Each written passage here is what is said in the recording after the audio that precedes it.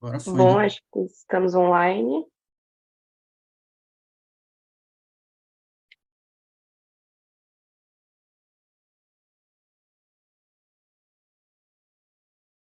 Sim.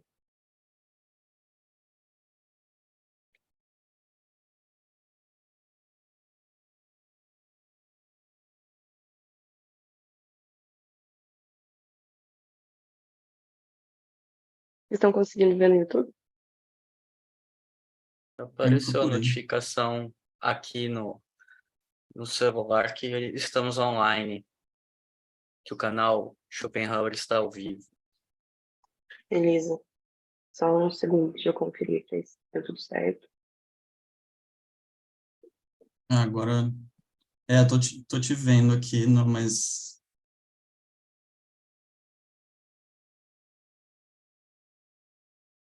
deixa eu mutar aqui um segundo.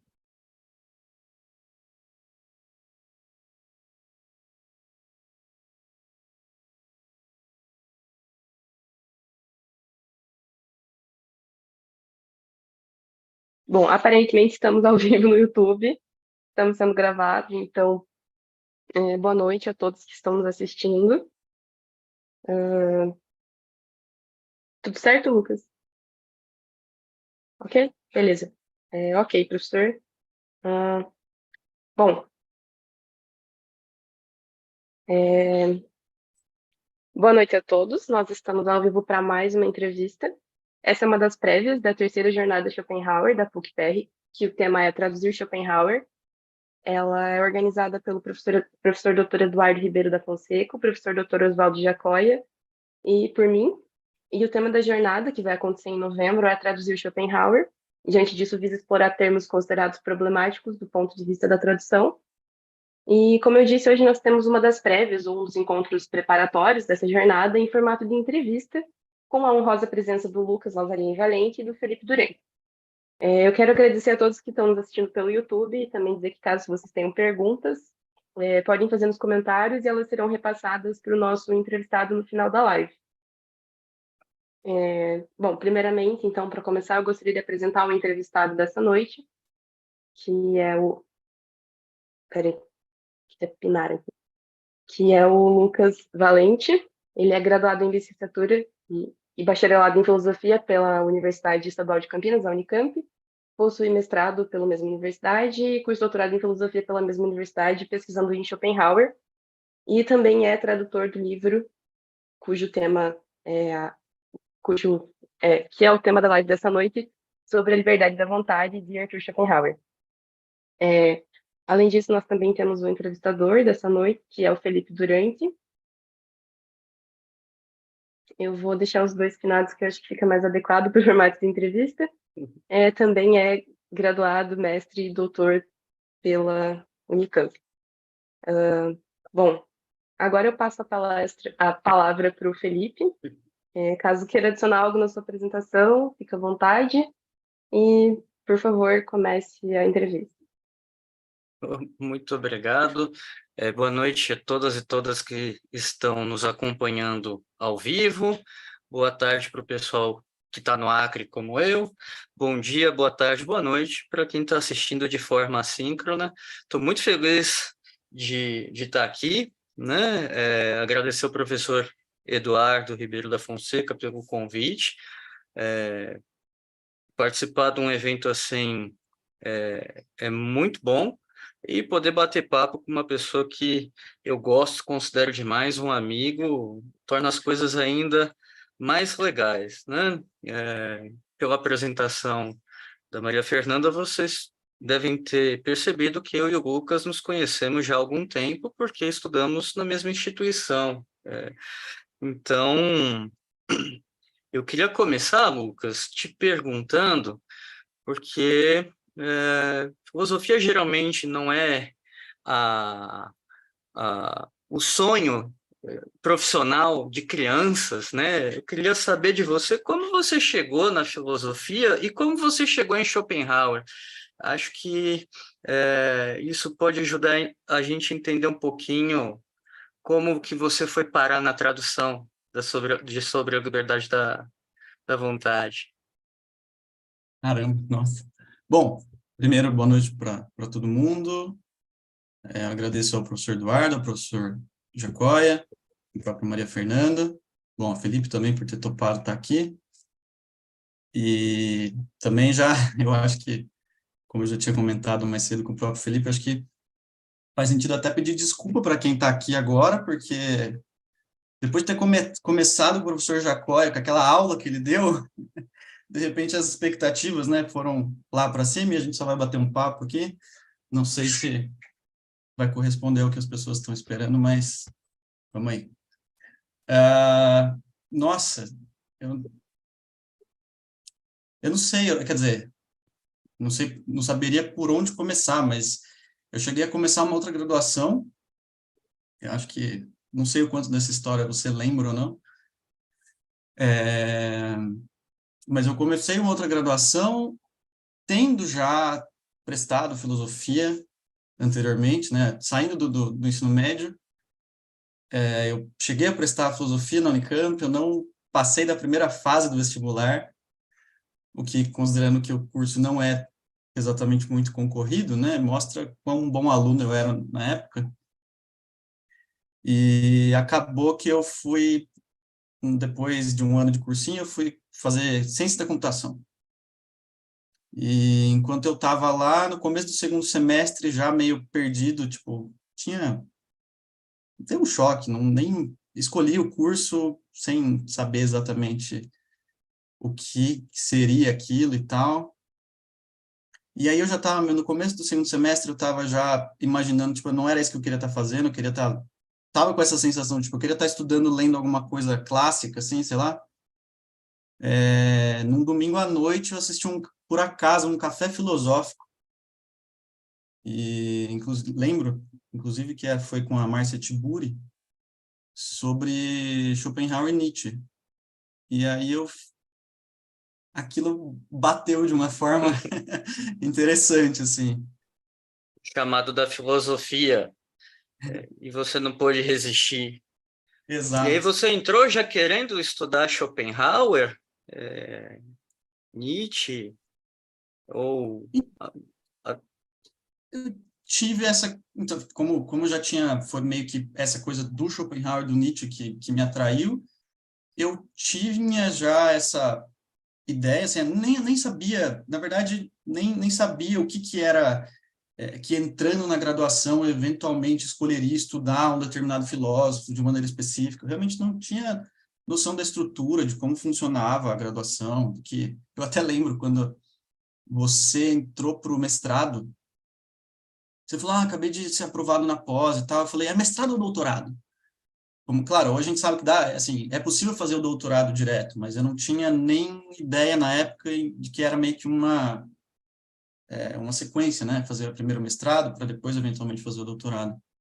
Mas eu não tinha nenhuma noção dessa ideia de especialização, até meio que precoce, assim. Mas assim que tive, não, por alguma razão, não achei que seria possível ir atrás de estudar Schopenhauer, porque dependeria da orientação, e o professor Jacques sempre foi muito solicitado, ele já tinha, provavelmente já estava acima do limite de orientandos, e eu acho que eu conversei sobre isso com você, e você me incentivou falando, não, poxa, vai lá, conversa com o professor Jacóia, seja presente nas aulas, faz tudo certinho, talvez dê certo. Então tá bom. E aí calhou que acho que foi no segundo semestre de 2011, talvez, por ali, o professor Jacói ofereceu uma disciplina sobre Schopenhauer. E aí deu certo, eu fiz a disciplina e no semestre seguinte já comecei fiz a disciplina de estudo dirigido e tal, e a coisa não parou nunca mais. E aí você começou a estudar alemão, você já tinha um conhecimento prévio? Como foi essa coisa de entrar em contato com uma língua que é muito diferente, né? Porque na Unicamp a gente tem que fazer latim, grego, na sua geração vocês já vinham de fábrica com inglês, a minha não. Então, o contato com a língua alemã era muito difícil, era difícil também conseguir matrícula no centro de línguas lá. Como que foi esse seu primeiro contato com a língua alemã? Foi no CEL mesmo, foi no Centro de Ensino de Línguas. acho que eu acho que agora não lembro muito bem se eu já estava com o alvo de estudar Schopenhauer, acho que veio um pouco antes, ainda estava nessa do não vai ser possível e tal. Mas, nossa, gente, vocês estão ouvindo cachorro? Eu precisava dar um jeito nisso. Logo que eu entrei na graduação, como a gente começou a ouvir, comecei a ouvir o que os professores falavam, da importância de ler os textos nas línguas originais e tal. Não sabia o que eu ia estudar, mas o que eu consegui fazer no céu, eu fiz. Então, já, mesmo sem nada muito definido assim, eu acabei fazendo o que dá para fazer de francês lá, e o italiano também, e o alemão foi...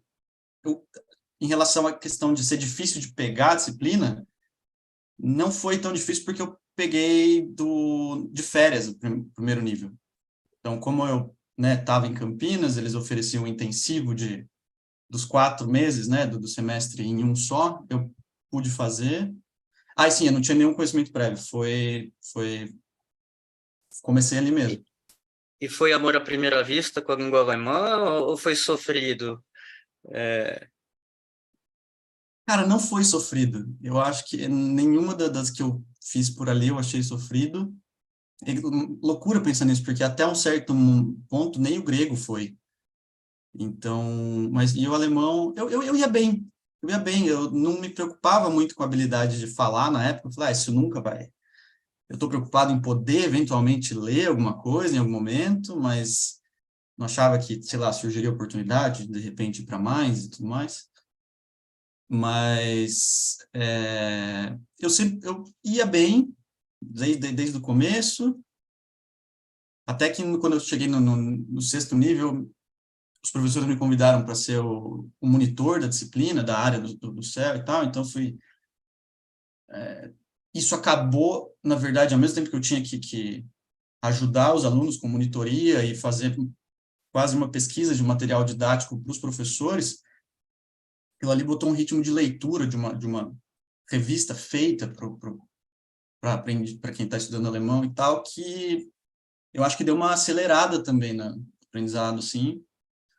Mas nunca tenho dificuldades com certas coisas até hoje, tem certas coisas que eu falo, nossa, com isso eu não vou me preocupar, toda vez que tiver uma ocorrência disso, o que importa é que a gente sabe usar dicionário, porque saber usar dicionário é uma coisa que a gente aprende com o tempo também, né? Então, tem coisas que até hoje são meio problemáticas, mas nunca foi muito sofrido, não. E, bem, você falou demais, ainda nesse processo seu de aprender a língua, do tornar-se tradutor, nesse primeiro momento me parece que não era seu objetivo ainda traduzir. Você teve uma experiência anterior ao seu sanduíche de doutorado na Alemanha, não teve? O Winterkurs? Sim, eu fiz o Winterkurs. Que é, Não, pode falar. não, que é um curso voltado para a aprendizagem da língua e cultura alemã, e foi importante nesse seu processo com a língua, num primeiro contato, como foi isso? Com certeza. Assim, não, é difícil medir, até porque eu era muito, imagina, primeiro eu nunca tinha saído do país e tal, e ir direto para a Alemanha, como eu sou, na verdade, é engraçado, eu não tenho exatamente muita dificuldade quando eu estudo alguma língua, mas eu sou muito tímido para questão da expressão oral no primeiro momento, assim. Então, eu, digamos que não aproveitei a oportunidade para assim, eu vou falar com todo mundo que eu consegui.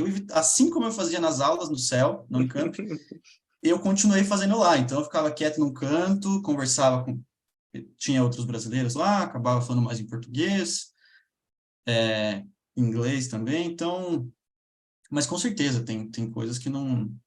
Tudo vai acumulando, né? Qualquer contato com a língua, a gente vai acumulando e surge em algum momento depois, assim, aquela expressão, nossa, eu ouvi isso em algum lugar, e você está tentando formular alguma coisa, de repente você tira um repertório que você nem sabia de onde estava, né? Então, com certeza, marcou de alguma maneira. Eu Eu sempre lembro das histórias do pessoal contando que na filosofia a gente estuda para ler o autor, né? E chega na Alemanha, vai no bandejão, sabe falar autossupressão da vontade, conceitos filosóficos rebuscados e não lembra como pede uma colher, uma coisa, né? E faz parte da vivência da língua estrangeira. Continuando Uhum. nesse processo do tornar-se um tradutor, né, da sua carreira acadêmica, aí você fez o mestrado. No mestrado você chegou a sair para fazer o sanduíche ou só aí você foi agora durante o doutorado? Isso, E só durante o como doutorado. foi? É que a gente que estuda Schopenhauer vai para mais, que é onde está a, a Sociedade Schopenhauer, né? O Centro de Pesquisa Schopenhauer, a Schopenhauer Forschungsstelle, que fica coladinha com a do Kant. E como foi chegar em mais agora para estudar Schopenhauer, participar dos seminários com pesquisadores, pesquisadoras de todo mundo, né? Porque o Kossler, o presidente da sociedade, recebe gente de todo canto. Como foi essa experiência de lidar com outros e outras estudiosas de Schopenhauer estrangeiros? Porque no Brasil você já era muito querido, né? Mas fora. Ah, foi, claro que foi uma oportunidade muito legal, sim. Em relação à questão de encontrar estrangeiros, enquanto eu estava lá, a Yukiko Hayashi estava lá fazendo acho que um pós-doc, alguma coisa do tipo, e eu falo especificamente dela porque anteriormente, para um colóquio internacional, eu tinha traduzido um texto dela para disponibilizar para o público que estava assistindo, né? Aquela tradução que o, a pessoa que está fazendo a conferência vai lá e eventualmente está lendo um texto, no caso dela, que é uma pesquisadora japonesa, estava lendo o texto dela em alemão e a organização do evento providencia uma tradução para ser projetada, né? Então, eu acabei traduzindo esse texto dela, que daí, com a iniciativa do professor Eduardo, foi publicado depois, todos os textos daquele evento foram publicados numa edição da revista Aurora, e para ir para essa, já estou puxando para o lado da coisa da tradução, eu já volto à sua pergunta mesmo. A tradução é mais importante. Nessa mesma revista, da carta do Schopenhauer aos organizadores das obras do Kant, né? Onde ele faz aquela proposta de manutenção do texto da primeira edição da Crítica da Razão Pura, etc. Então, só é que você falou dos pesquisadores, lembrei daí o Kiko, uma coisa puxou a outra. Você, Mas, não só, não tem nem muito o que dizer, assim, a troca é muito rica, mas ao mesmo tempo é legal a gente colocar o pé no chão, assim, às vezes, e saber que pesquisadores estrangeiros são pesquisadores e, tipo, as pessoas que estão fazendo doutorado lá não são, porque são estrangeiros, porque são europeus, eles não são necessariamente seres de outro mundo, né? mas é muito bacana esse contato com as formas de fazer filosofia também, que às vezes mudam. Mas eu tinha feito essa pergunta porque você já chegou na Alemanha com uma bagagem de tradução, já tinha traduzido alguns textos, tanto para o colóquio Schopenhauer, se eu não me engano, já tinha feito uma tradução da Atualidade de Schopenhauer, que saiu num dossiê da Voluntas, revista de Schopenhauer. Então, você chega na Alemanha, e eu sei que na Alemanha você encontrou Eli, uma pessoa fantástica, e quem teve a ideia de fazer a tradução? Foi você ou foi o Eli? Como se deu isso? Porque, até onde eu sei, a ideia de fazer a tradução surgiu lá na Alemanha, com vocês dois. Pior que não, pior que foi depois o Eli voltou antes de mim, ele já estava há algum tempo, e um tempo depois de eu já ter voltado, ele entrou em contato comigo com a proposta, na verdade. A ideia surgiu dele. É curioso pensar que, assim, foi a segunda vez que a proposta de tradução sobre a liberdade da vontade, assim, apareceu para mim, porque o Guilherme, nosso amigo, já tinha me convidado também para, acho que ele trabalha próximo com o pessoal da Edpro, acho que é esse, assim que se pronuncia o nome da editora, e ele já tinha me convidado para fazer tradução, eu tinha topado, de última hora eu falei, não, isso aqui vai, né, estava no processo de ir para a Alemanha, e aí eu achei que aquilo ali ia tomar um tempo que ia complicar um pouco a organização. Mas daí, quando a gente voltou, o Eli que propôs, na verdade, ele falou que ele tinha proposto para a editora já, a editora tinha comprado a ideia e me chamou para participar aqui, para dar uma acelerada. Ah, bem, esse tipo de encontro acontece por conta das possibilidades do mundo, né? Que bom que vocês se encontraram por lá, mantiveram contato, de alguma forma iam se conhecer, porque fazendo parte do mesmo grupo de pesquisa do professor Oswaldo Jacóia. E, bem, aí você topou, foi convencido, era uma das poucas obras que ainda não tinha tradução à época, né? A Quadrúplice saiu um pouquinho depois, mas a gente estava Antes, no aguardo. Saiu antes? A Quadrúplice saiu. saiu antes, né? É que a Quadrúplice a gente chegou a discutir alguns trechos com o Jacóia e com o Gabriel no seminário do doutorado à época, então a gente sabia que estava acontecendo, mas sobre a liberdade da vontade tinha uma grande expectativa, mas nada tinha acontecido até então. Bem, como você se sentiu sabendo que era uma obra importante, que a tradução que a gente tinha em português, ela tinha uma série de deficiências, porque era feita a partir da tradução francesa, faltavam trechos. Quem te conhece sabe o quanto você é perfeccionista, rígido com esse tipo de coisa. Como foi o processo de começar a fazer essa tradução? Qual edição alemã, por exemplo, que vocês adotaram para fazer a tradução? Você chegou a conversar com o Igan? O Igan é um amigo nosso que está radicado na Alemanha, aprendeu a ler a letra cursiva do Schopenhauer e faz transcrições para o Centro de Pesquisa Schopenhauer, né? Eu sei que vocês tiveram contato, mas qual edição alemã vocês pegaram para fazer a tradução?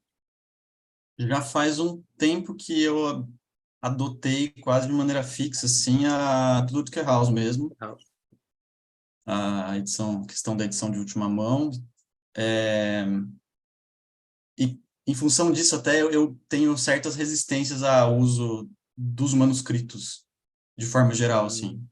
A não ser que seja para uma coisa muito específica de tentar traçar o desenvolvimento de alguma coisa, eu evito puxar simultaneamente e sem uma justificativa muito boa, assim, alguma passagem dos manuscritos. Pelo simples fato de que seria incongruente, na verdade, optar para, sei lá, tocar a minha pesquisa em cima da edição de última mão e, junto com isso, optar pelos manuscritos, porque a diferença da de última mão em relação a do Hilbscher, em relação a do Deussen, que seja, é que justamente não tem essas inserções feitas pelos editores que a gente não sabe se viriam a ser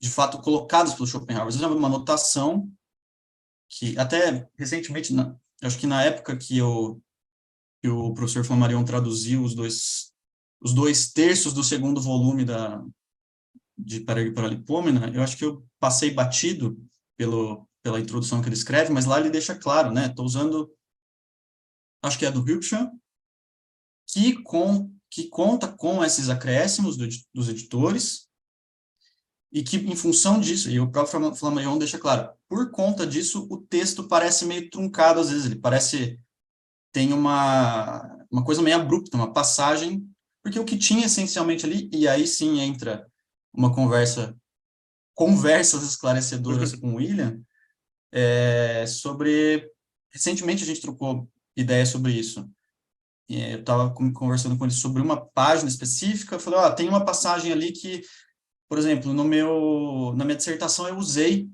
e era muito importante para o meu argumento.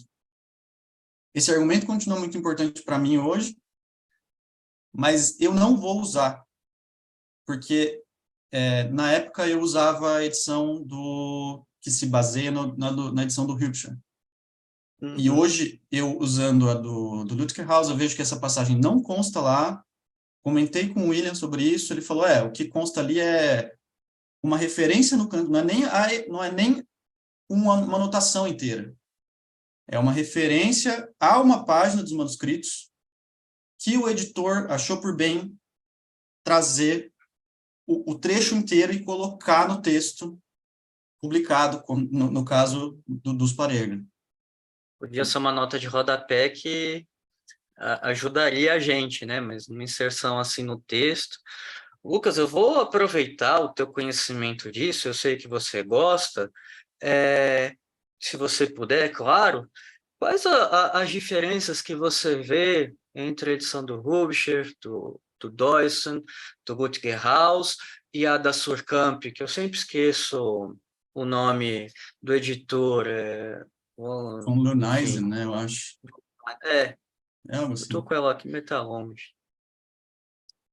Eu não conheço isso a fundo, foi uma coisa meio que por acaso de encontrar essa... Eu cheguei na questão da edição do Lutker House porque, por acaso, um dia eu abri a página da Sociedade Schopenhauer e tinha um arquivo, um post ali falando de um Seiten Concordantes. Era um arquivo que mostrava, tentava alinhar o que mais ou menos a página de uma edição, a qual página de uma edição corresponde à página das outras 3, 4, 5. Nesse documento tinha um breve histórico um breve histórico das edições de Schopenhauer, e ele comenta, esse pesquisador, acho que é Stephen Kirsch, que é o nome dele, alguma coisa assim, ali ele, ao fazer esse resumo, ao ler esse resumo foi quando eu descobri o que era, porque até então eu não sabia que existia uma diferença, ainda que eu tivesse visto que, por exemplo, a das Suhrkamp tinha uma vírgula, que eu estava vendo no outro texto que não tinha. Então, assim, eu acho que o mais importante é essa questão de ter os acréscimos feitos pelos editores ou não, mas a da Suhrkamp tem ainda uma coisa que, do ponto de vista da maldição que Schopenhauer lança sobre os futuros editores, é mais grave porque atualiza a grafia, atualiza a pontuação, mexe com um monte de coisa. E agora, no detalhe, inclusive, essa diferença muito grande, eu acho que principalmente no Paralipômeno.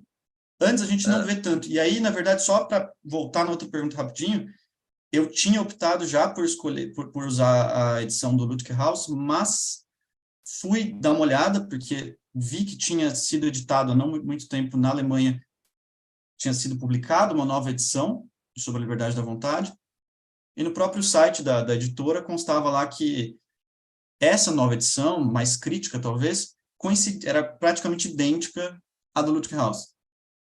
Então eu falei, bom, então tô já meio que seguindo o texto mais acurado, talvez, assim.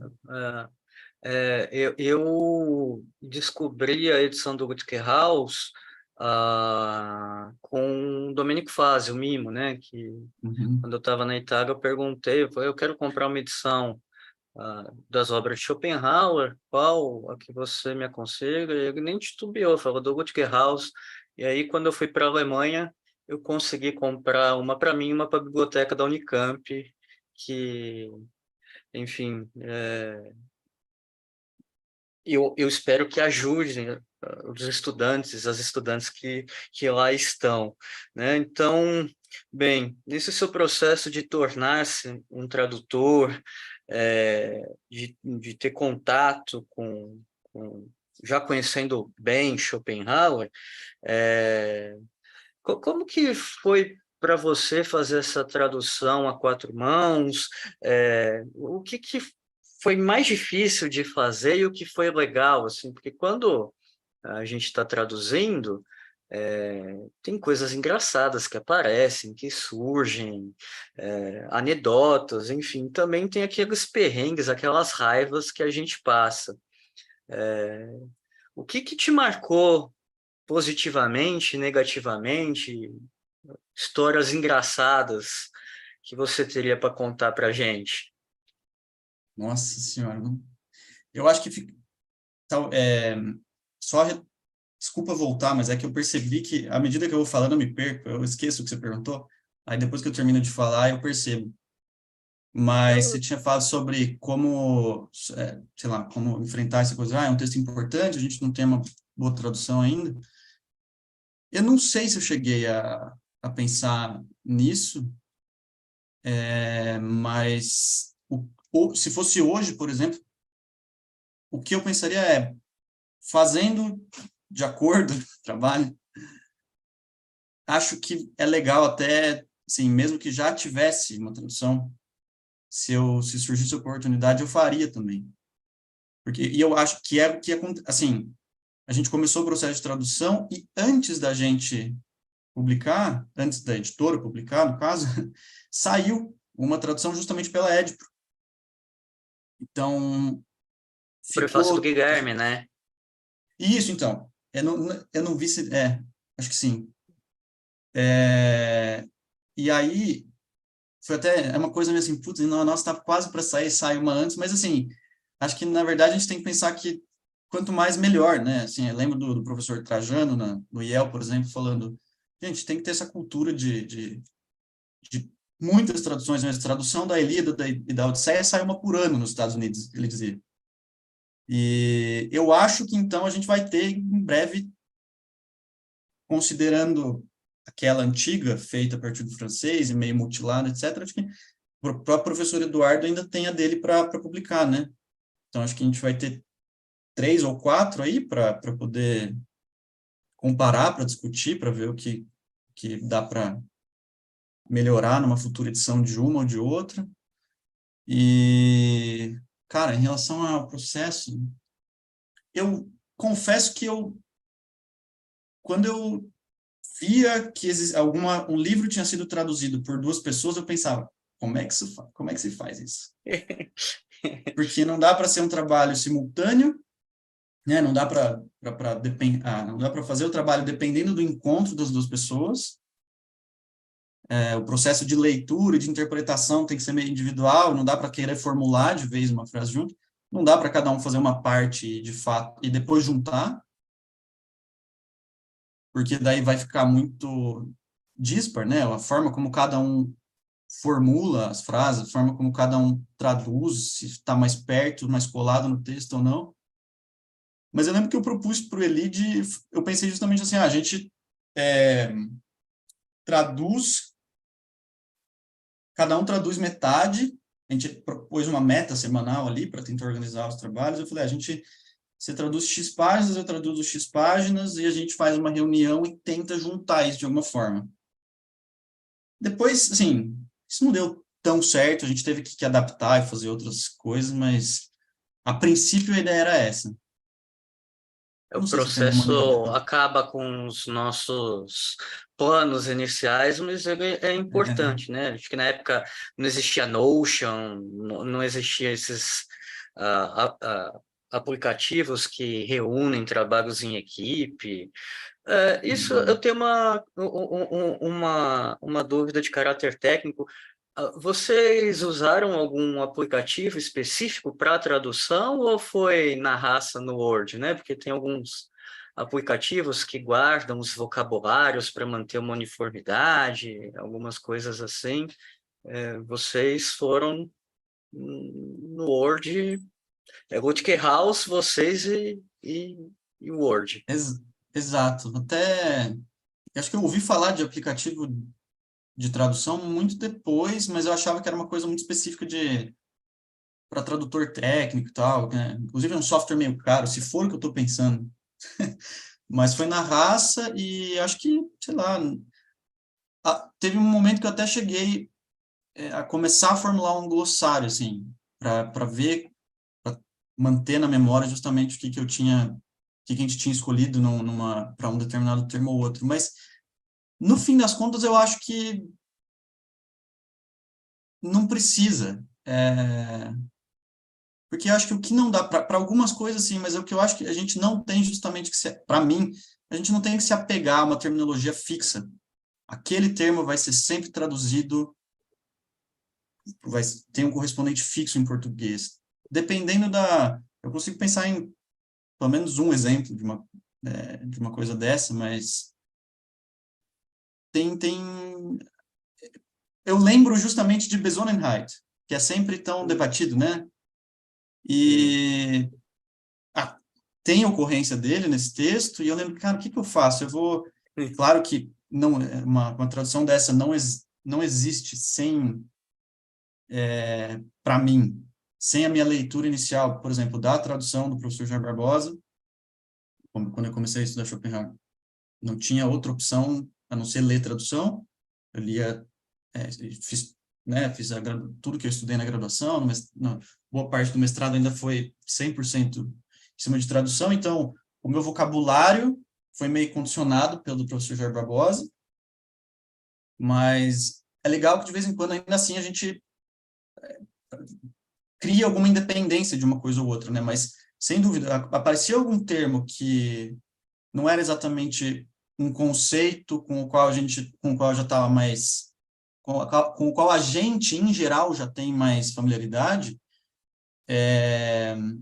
Quando aparece um termo, eu vou buscar, vou ver o que o professor Jacóia fez com isso na tradução dele, o que o Flammarion fez, o que o Gabriel fez, o que o professor Jair Barbosa fez. Infelizmente, não pude fazer isso consultar também a tradução do professor Eduardo, porque até hoje não tenho a tradução dele. Parece que ela vai ser relançada e aí... Sim, O aí é a aparato oportunidade. crítico é maravilhoso, né? As Legal. notas ali, as coisas. Eu sei que você gosta dessa parte técnica da tradução. É muito bacana e também importante ver como outras traduções lidam com algumas questões, né? Lembro de mais uma vez a gente se encontrar na biblioteca do IFISH e tá com várias traduções do Mundo como Vontade, representação e vendo como cada língua tem toda a conta de um conceito ou de uma coisa, né?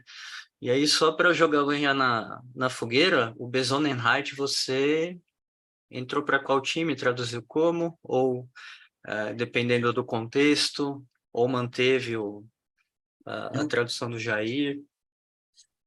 não, eu acho que eu não lembro o que eu escolhi. Não sei, lógico que eu já esqueci quantas ocorrências de Besonnenheit tem nesse texto, qualquer coisa assim.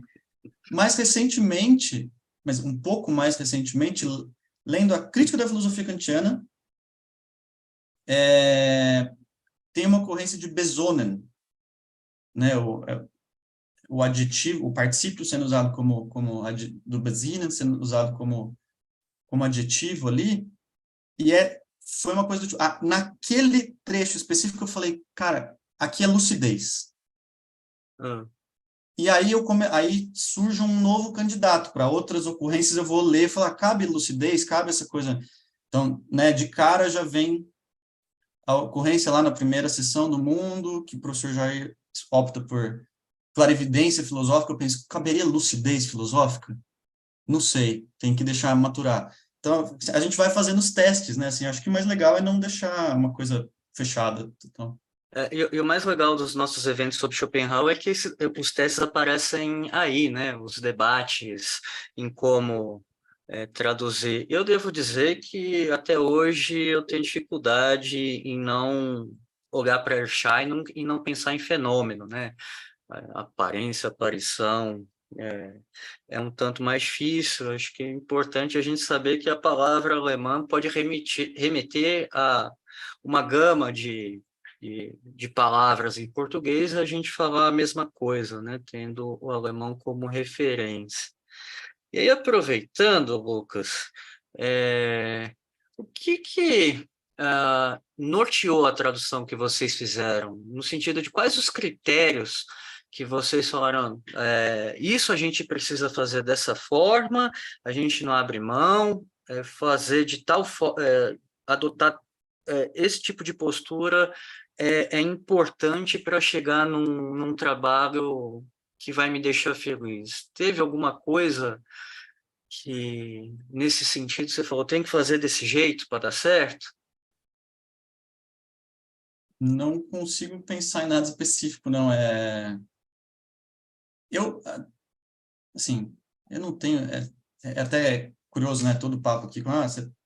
você falando, sua formação como não sei, já esqueci a expressão que você usou, mas dessa coisa de eu me converter em tradutor. Eu fiz uma tradução, eu fiz algumas traduções, eu não sei se isso faz de mim um tradutor, Não, mas... assim, não é um processo de conversão, mas você é o Lucas tradutor também. Você traduz textos, e textos que permitem que a comunidade Schopenhauer possa, quem não conhece a língua alemã, ter um contato qualificado com a filosofia do autor, né?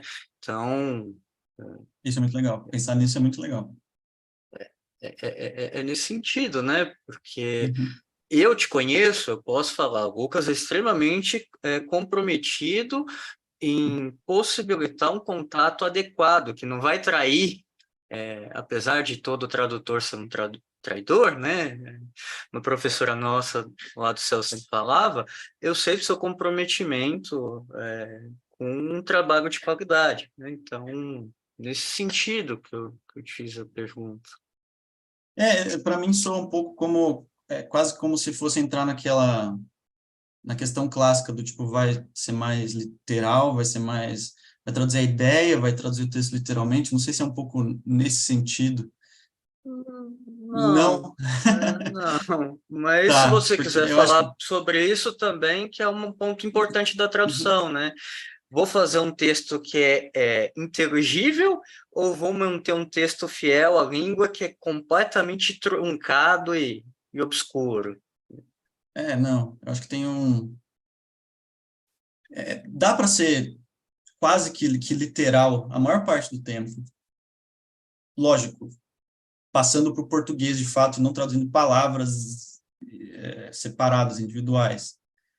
Mas eu realmente acho que é melhor, para mim, a opção, e acho que é a única coisa que eu consigo dizer em relação ao que você perguntou agora, é isso, de ficar o mais próximo possível do texto o tempo todo. Eu tento, de uma forma até meio... Não sei, nunca conversei com ninguém sobre isso, para saber se é meio esquisito isso, se é um esforço meio em vão, mas quase na medida do possível, deixando legível, deixando inteligível, até fazer acompanhar a classe de palavra escolhida. Então, se é um advérbio, eu tento manter como advérbio. Se teve uma coisa que denota uma inversão, é legal tentar reproduzir essa inversão também, não é? Porque tem uma posição, digamos, esperada para a organização dentro de uma oração, etc. A gente vê que, às vezes, tem a inversão para ênfase. Então, é legal tentar colocar essa inversão ou fazer algo que, em português, vá dar essa sensação de ênfase também, né? Uhum. Eu acho que é esse tipo de coisa que sei lá, como eu procedo, assim, quando eu penso quando eu procedo, não que vira e mexe a gente está fazendo a tradução de algum trecho para texto para tese, no caso, né? Então, penso assim. Bem, eu estou chamando a atenção do lado Lucas Tradutor, porque é um evento sobre as traduções, né? Quando eu for Tá? mediar uma mesa sobre o Lucas Pesquisador, eu vou falar também o quão bom pesquisador você é. Mas o que me chama a atenção é que você fala com uma naturalidade de coisas simplesmente fantásticas. O Jair Barbosa permitiu à nossa geração começar a estudar Schopenhauer, né? E você dá continuidade. Bem, a Maria Lúcia também, com a tradução do Sobre o Fundamento da Moral, enfim, mas é que o Mundo como Vontade e Representação, traduzido na íntegra, possibilitou que os estudos sobre Schopenhauer no Brasil avançassem. E você faz a tradução de uma obra extremamente importante, relevante, com uma qualidade altíssima, né?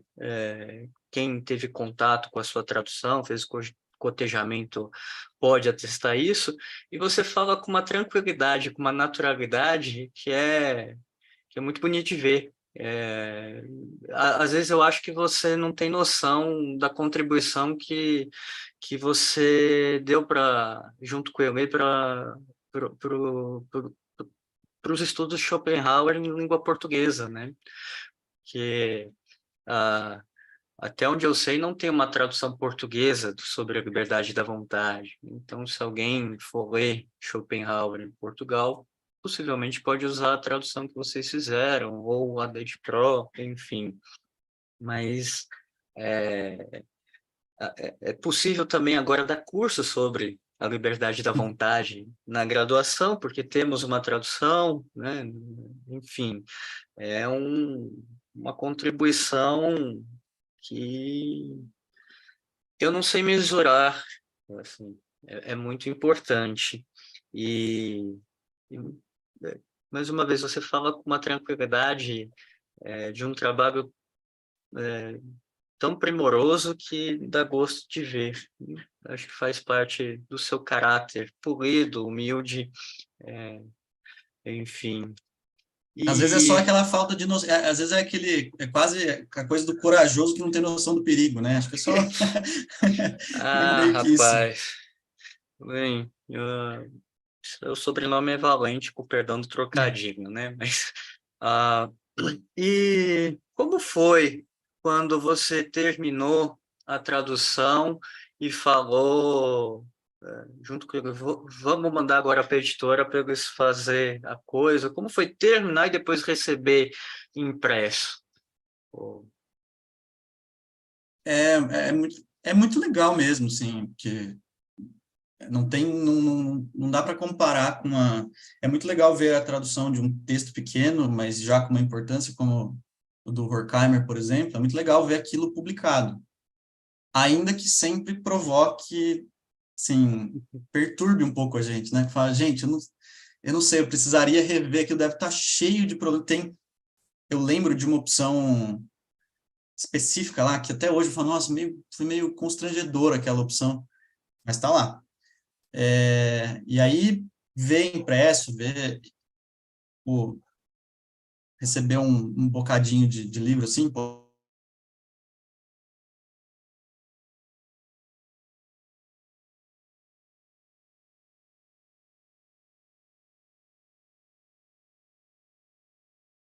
Acho que o Lucas deu uma travadinha.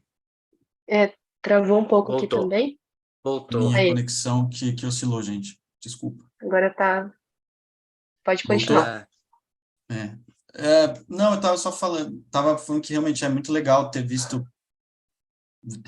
a versão física do texto, e eu fiquei com essa noção do que você falou antes, sei lá, com todos os defeitos que pode ter, com todas as coisas que tem para corrigir, com certeza.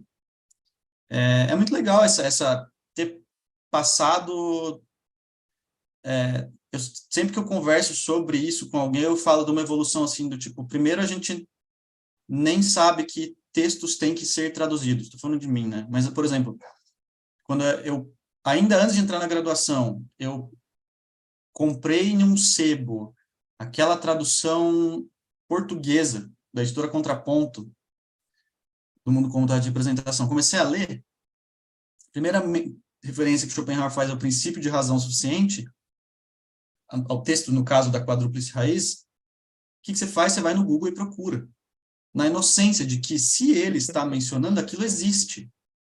Então, você precisa a evolução é meio descobrir que nem tudo existe em português, para depois entrar na graduação e descobrir que nem toda tradução é confiável, nem toda tradução é feita a partir do original, para, de repente, você tá na condição de fazer isso e alguém vai ler o que você escreveu em última instância, né? Como eu li o texto, como a gente leu, como eu e o Eli lemos o texto. Então, isso é muito legal. Consciente de todos os problemas que pode ter, aberto a todas as críticas que possam vir para melhorar, para fazer uma futura edição, talvez. E quem sabe um dia até, né, talvez... É que a gente vai ter mais traduções, então não teria por que tá por essa, mas seria legal a gente ter um volume chamado Os Dois Problemas Fundamentais da Ética, né? E não sobre a liberdade da vontade, sobre o fundamento da moral. E teu prefácio, né? Exato, que não tem. Pois é, se eu não me engano, nessa publicação da Edpro, eles incluíram. O que eu acho justamente, tipo, a gente tinha oportunidade de colocar o prefácio aqui, só que a questão o prefácio é um volume chamado Os Dois Problemas Fundamentais da Ética, não é o prefácio sobre a liberdade da vontade, então ficou de fora. Bem, a Maria Fernanda, ela agora vai ler perguntas do nosso público para você, Lucas. Você está preparado? Responder com a primeira palavra que vem na sua cabeça. Papagaio. Vontade. Bom, obrigada, Lucas. Obrigada, Felipe. Então, obrigada por ter falado sobre tantos aspectos da tradução e de ser tradutor e dessas várias edições de Schopenhauer, dessas escolhas. Antes, o Felipe fez uma pergunta sobre os aplicativos e você comentou um pouquinho. Indo nessa linha sobre as tecnologias, o Jair Barbosa fez uma pergunta sobre como você avalia o papel da inteligência artificial no ofício de traduzir. A inteligência humana se tornará com o tempo obsoleta nessa área? Nossa Senhora, tem que ser para mim essa pergunta, né? Não Você é sei. o A pergunta de tradutor. $1 milhão. Mas eu tô fazendo o papel do tradutor aqui, mas você também tem a sua prática, né? Eu Não, vou mas... dizer que eu, de vez em quando, pergunto para a inteligência artificial a diferença entre palavras e uso em contextos, porque dá um pouco de preguiça de ir até o Duden, mas coisas não sérias, né? Só consulta rápida. Uhum. Se dá preguiça de ir até o Duda, imagina ver os verbetes dos irmãos Grimm lá, né? Aquilo lá é uma coisa imensa. Que é aquilo que mais conta pra gente, na verdade, nessas horas, né? Às vezes a gente tem que dar uma consulta inicial num dicionário contemporâneo, mas no fundo a gente tem que ir lá, né? Senão a gente não dá conta. Eu não sei, essa questão é, é a grande questão, né? A gente não sabe até que ponto pode evoluir, não sei até que não sei até que ponto a inteligência artificial pode captar essas nuances das coisas que a gente mais debate, desse termo ou daquele termo, mas eu acho que a inteligência artificial teria uma vantagem na questão sintática, que muitas vezes a gente foca muito nos conceitos que são importantes para a gente, mas tem toda a questão sintática por trás ali que muitas vezes a gente pode interpretar errado. Então, eu acho que talvez isso, sendo muito inocente, talvez nesse tipo de questão ela poderia superar a gente. Mas não sei. Eu já ouvi gente falando que a profissão de tradutor tá com os dias contados e tal, mas desculpa, professor Jair Barbosa, não tenho uma É opinião bom decente a respeito. mandar um abraço para o Jair, anotar a pergunta que ele fez para quando eu for entrevistá-lo fazer essa pergunta que Ouviu o que ele quer dizer. já enfim, o Jair vai se entrevistar. Bom, eu acho que é realmente uma pergunta, a pergunta da nossa era, né? Enfim, obrigada. A gente tem uma segunda pergunta da Gabriela Temporão, e ela pergunta qual é o papel da obra sobre a liberdade da vontade no pensamento de Schopenhauer. E como tradutor, Você vê essa obra principalmente como complemento ou introdução ao autor? Eu acho que em relação a... Eu acho que tem um aspecto muito legal de introdução, no sentido de não ter... Foi inclusive a opção de escrever isso na orelha do livro, né? Porque eu me dei conta, ao lidar com o texto para tradução, eu cheguei no fim e falei, nossa, não tem muito pressuposto, né? A gente não tem... Ele não está, por exemplo, não dá para comparar com... Estou pressupondo que o leitor conhece a quadrúplice raiz do princípio de razão suficiente. Então, nesse sentido, é muito... Acho que vale como um primeiro contato, que não vai ter tantas exigências. Agora, eu acho que o próprio... Eu não sei, se eu não me engano, aí eu vou tentar me escorar no próprio Schopenhauer, mas daí agora a memória vai falhar. Eu acho que, por um lado, o Schopenhauer considera essa exposição... Felipe me ajuda, a própria Maria Fernanda, não sei... ele considera sobre a liberdade da vontade um tratamento mais detalhado, tanto que tem passagens em que ele, no Mundo, por exemplo, ele fala, bom, como eu já abordei isso aqui lá, eu não vou me estender nessa passagem, nesse momento. Mas acho que o contrário acontece também, agora eu não lembro muito bem. Bem, tem aquela coisa que ele fala no prefácio aos 2 problemas fundamentais na ética, que o primeiro tomo do Mundo com Vontade e Representação é a exposição sintética a priori, que avança, né? E que todo o restante são exposições sintéticas a posteriori ou analíticas. Em geral, no tomo 1, pelo menos, e aí o Jair está aqui, sabe bem melhor que nós, né? Entra na conversa. Eu tenho a impressão que o Schopenhauer ele remete desdobramentos e desenvolvimentos mais, por assim dizer, extensivos dos princípios à obra que ele publicou depois. Por exemplo, no 62, do Mundo, ele remete ao 14 ao 17 do Sobre o Fundamento da Moral, porque ele diz, ó, eu expliquei isso aqui em mais detalhes em tal lugar. E nos outros escritos, isso não me parece ser tão comum, dele falar, veja o primeiro tomo, né? O que é meio estranho, porque se o Mundo com Vontade de Representação é uma espécie de gabarito, né? Ele fala, é o principal, o resto é tudo desdobramento. Eu esperaria as referências ao contrário, né? Veja no mundo. Economizou, né? Já me estendi sobre isso na outra publicação, então deem uma olhada lá. Tem uma passagem também da crítica à filosofia kantiana que fala, não dá para vocês esperarem que eu escreva tudo de novo num só lugar, né? Então, alguns assuntos estão espalhados na minha obra. Não cabe ficar se repetindo. Mas você fugiu da pergunta, hein, Lucas? Você não falou, você vê mais como complemento só ou introdução? Você disse que é uma boa introdução, é um complemento... Não, eu fugi, mas confessando que estava fugindo, eu passei para frente. Então, o que o coração das pessoas disser é o que vale, né? Justo.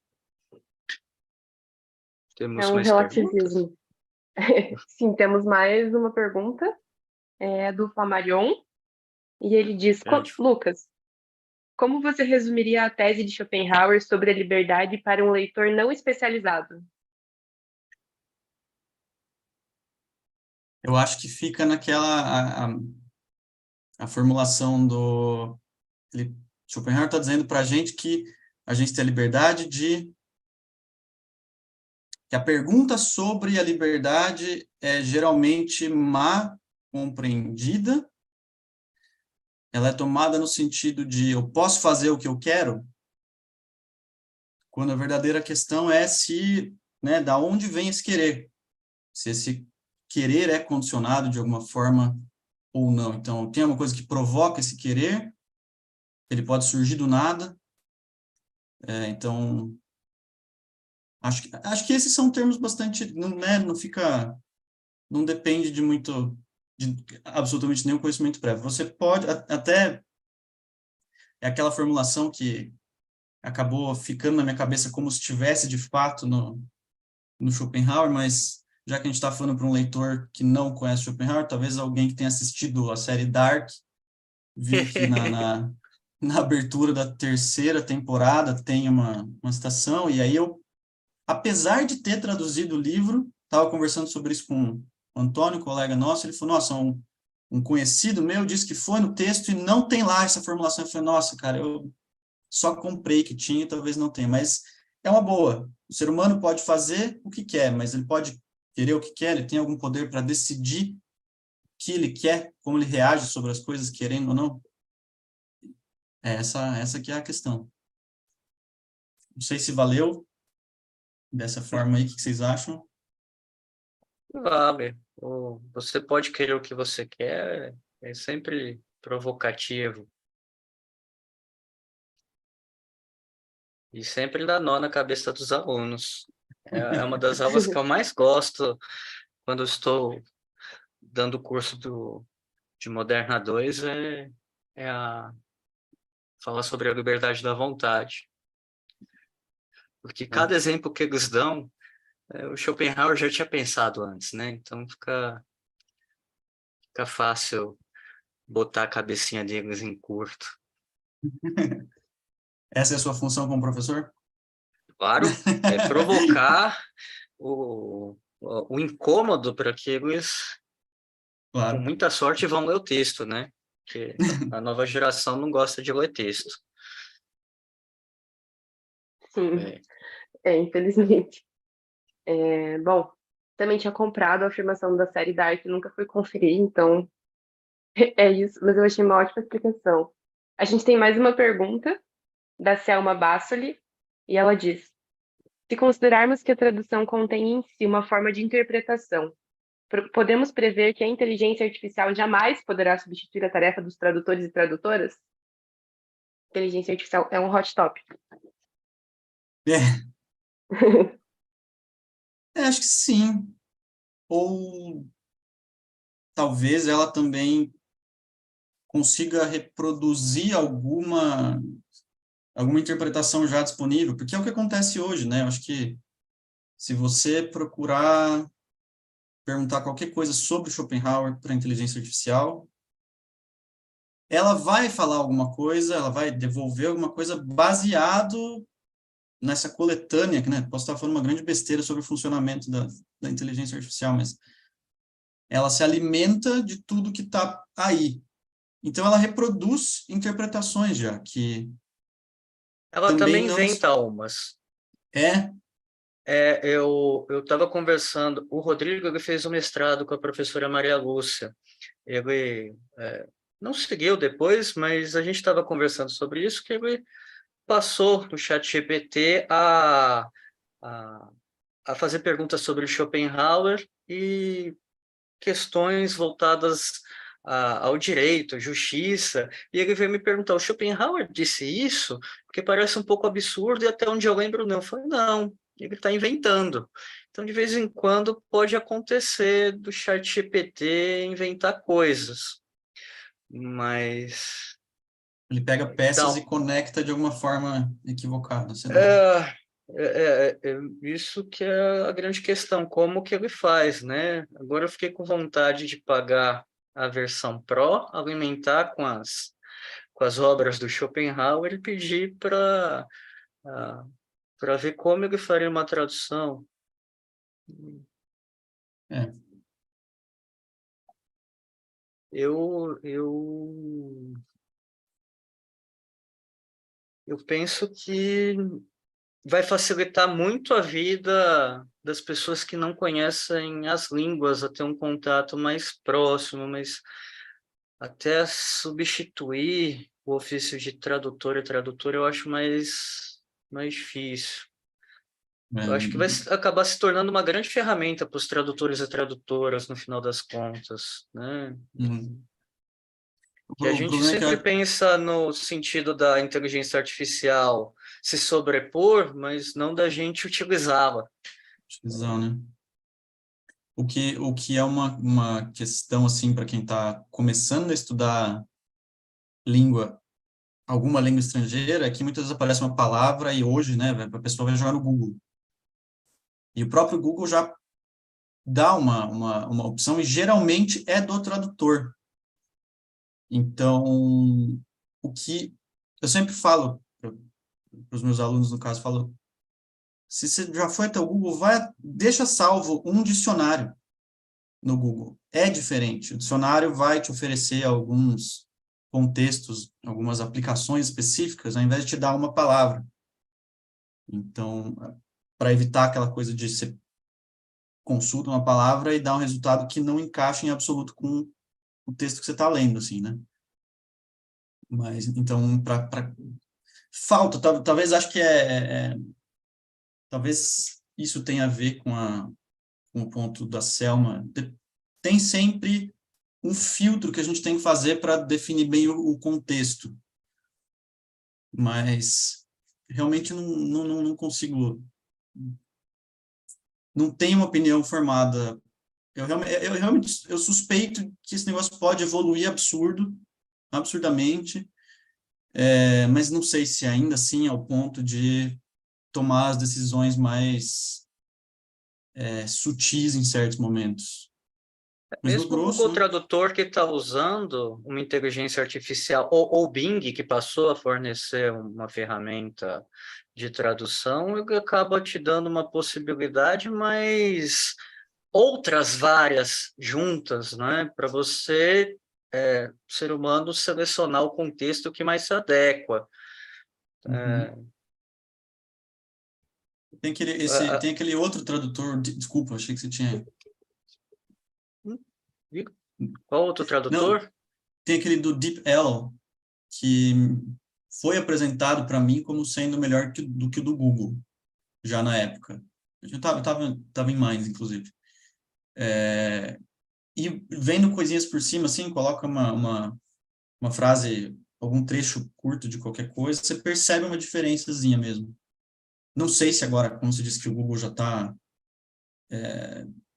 usando a inteligência artificial também, não sei qual que tem a rede mais potente ali, não sei se esse DeepL, inclusive, não é vinculado ao famoso ChatGPT do momento aí e tal. Porque o Google Tradutor, ele, antigamente, ele se baseava muito nas alterações que a gente fornecia manualmente para o Google, né?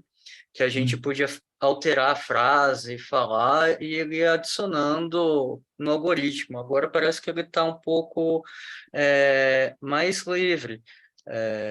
Uma coisa da tecnologia que você me apresentou e eu uso muito, né? O Lucas é tecnológico. Ele me apresentou um tablet com uma caneta. E aí eu escrevo e ele já converte. Só que quando, de vez em quando, eu estou lendo um texto com um vocabulário que é muito diferente, a caneta aparece ali a função de traduzir a palavra e abrir um dicionário. Então você para com a caneta em cima da palavra e vai te dar uma série de possibilidades de tradução e de uso em frases, o que ajuda, né? Eu acho que já vivemos a era da inteligência artificial ajudando a gente a compreender melhor textos, Uhum. como ferramenta, mas substituir, eu também não sei. De qualquer forma, a grande vantagem que a gente já tem é a disposição de dicionários incríveis online, né? Assim, isso aí já ganha um tempo, pelo menos. Tem, lógico que tem dicionários online que nem são bons e nem são adequados pro uso que a gente pode querer fazer, mas tem essas coisas realmente de dicionário histórico, tem aquela rede que faz uma busca em uma série de dicionários alemães ao mesmo tempo, e depois eu te passo. Não, eu acho que era uma coisa legal para você falar para quem está começando a ler em alemão. Quais dicionários online você usa que você recomenda? ou para esse nível, né? Porque você está usando já dicionário alemão. Eu descobri recentemente, uma aluna me apresentou um bom dicionário alemão-português, que até então eu não gostava, eu achava muito bagunçado, eu nem achava, acho que até talvez fosse bom, mas o Léo eu não gosto, não sei por quê, eu acho muito... Eu gosto do Léo. As opções pareciam sempre muito, nunca satisfatórias, em termos de texto filosófico, nunca era, sei lá, estou exagerando, nunca tá demais aqui, mas assim, poucas experiências me deixaram meio ressabiado com ele, assim. Mas, então, tem esse dicionário, né, como se diz para quem está começando, que é um dicionário bilíngue, é um dicionário português, não é brasileiro, mas muito bom, chama Infopédia. Então, o endereço é infopédia.pt, as pessoas jogam no Google e vão achar. E, cara, não sei, acho que é a melhor opção que tem hoje, no caso de alemão-português. No caso de se a pessoa tem o conhecimento do inglês para usar como intermediário aí, para ajudar nos estudos, eu gosto do Collins, que é o que é incorporado, não, se você procura por reverso, dicionário alemão, porque esse reverso é o que a gente acha. Ele tem uma versão fora, que é um pouquinho, é esse Collins independente mesmo, ele é visualmente mais organizadinho, assim, mas essa outra versão tem a vantagem de ter diferentes cores para situar sinônimos que guiam a entrada, né? Então, ajuda bastante. Mas aí já ficou muito específico a conversa, né? Dica de Mas dicionário acho já que... virou da tradução para o Ah, estudando alemão. não, mas a gente tentou dar aqui mostrar o seu caminho acadêmico, filosófico, de pesquisador competente de Schopenhauer, de tradutor, e, enfim, essas coisas fazem parte. Acho que Claro, quem está acompanhando a gente aqui também tem um interesse em Schopenhauer e muito possivelmente na língua alemã, né? Tem gente que conhece muito bem o alemão, tal como a Selma, o Jair, o Flamarion estão acompanhando a live, talvez o professor Jacóia também, e tem pessoas que estão começando, dando os primeiros passos, né? Para chegar a ser um tradutor como o Jair, como o Flamarion, como você, teve um início, né? claro. É bom desmistificar também aquela coisa de que a pessoa só aprende alemão se começa desde criança, né? Você teve uma trajetória acadêmica que mostra um desenvolvimento nessa direção, que todo mundo acha que você não caiu pronto e veio fazer a tradução sobre a liberdade da vontade. Teve um percurso formativo que foi possibilitado pela universidade pública, pelo contato com pesquisadoras e pesquisadores competentes, com financiamento público para incentivo à pesquisa, uma série de ações sociais que te permitiram se formar, que me permitiram me formar, enfim. Eu não sei, mas imagino que você também, quando chegou na Unicamp perdido, eu olhava e achava que o professor Oswaldo Jacóia já, desde pequeno, citava Nietzsche, coisas assim, né? E tem um Exato. percurso. Eu acho que esses Sim. momentos são importantes para a gente deixar à mostra esse percurso formativo. Com certeza, com certeza.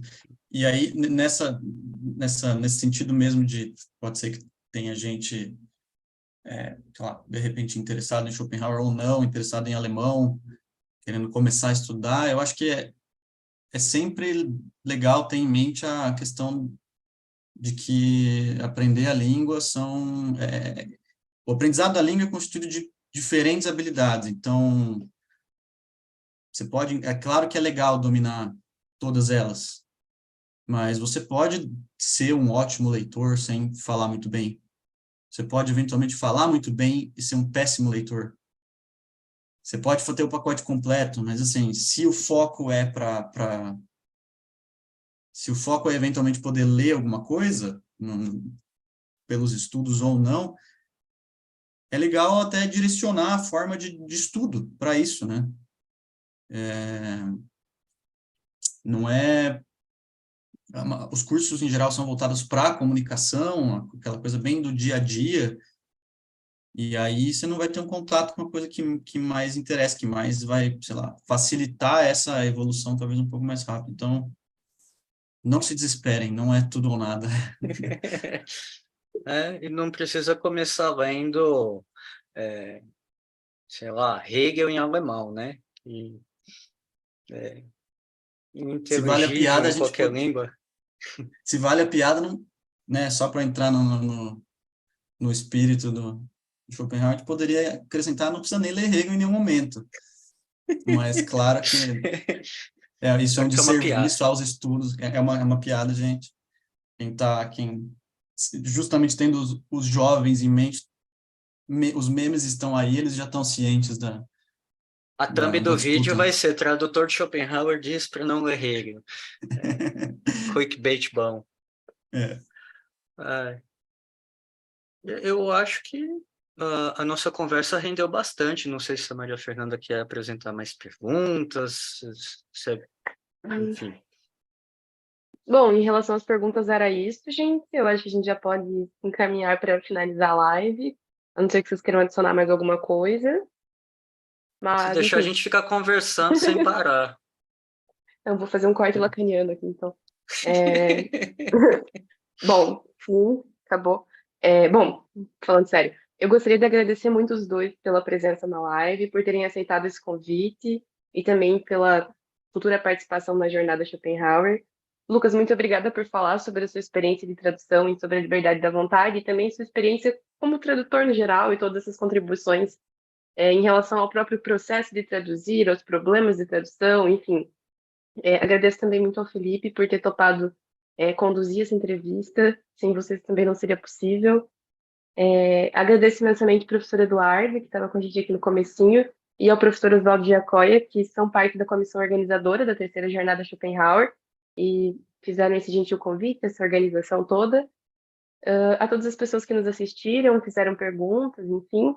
Menciono que a live vai ficar gravada no canal Schopenhauer, e também acompanhe as nossas futuras informações, tanto aqui pelo canal quanto pelo Instagram do Selo Editorial, que é @selo Filosofia de Combate, onde a gente está fazendo a divulgação a partir de posts no Instagram de todas as lives que estão acontecendo aqui.